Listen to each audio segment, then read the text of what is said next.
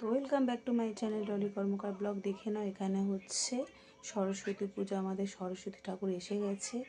আর এইখানে দেখে নাও ফল ঠল সব এসে গেছে। এখানে হচ্ছে সবজি, হ্যাঁ এখানে সবজি এনে রেখেছি সব রকম। আরও আছে খাটের তলায়, তোমাদের সব দেখাবো কালকে। তো এখন এইটুখানি দেখিয়ে দিলাম, ঠিক আছে। প্যান্ডেলও হয়েছে বাইরে, সেটা তোমাদের দেখানো হয়নি অবশ্যই। তো দেখে নাও সরস্বতী ঠাকুরের মুখটা দেখো কত মিষ্টি হয়েছে, তাই না?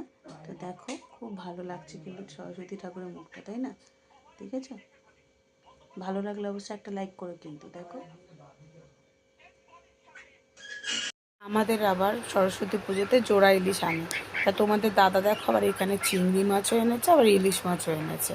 কোনটা রান্না করবো বুঝতেই পারছি না। দেখো এখানে সব সাজানো হয়ে গেছে, মানে এখানে সবজি টবজি সব আনা হয়ে গেছে। সরস্বতী পুজোর ভোগ হচ্ছে, দেখে নাও বন্ধুরা, ভোগ হয়ে গেছে। এখানে হচ্ছে তোমার লুচি ভেজে রেখেছি, এখানে পায়েস আছে, এখানে হচ্ছে খিচুড়ি, এখানে হচ্ছে ফল প্রসাদ, সব জোগাড়জান্তি হয়ে গেছে।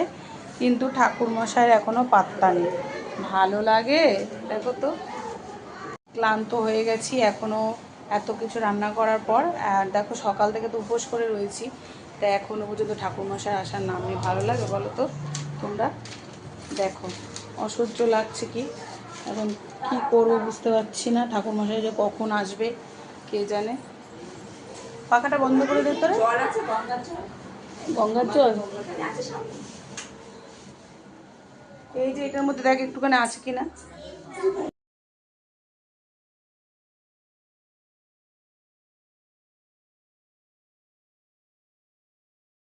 তো তোমাদের কাছে আগেই বলে দিচ্ছি, একটুখানি ক্ষমা চেয়ে নিচ্ছি, কারণ কি সরস্বতী পুজো প্যান্ডেলটা আমরা দেরিতে দেখাচ্ছি ভিডিওটা। তা দেখো আর ভিডিওটা কেমন হলো আর প্যান্ডেলটা কেমন হচ্ছে অবশ্যই কমেন্ট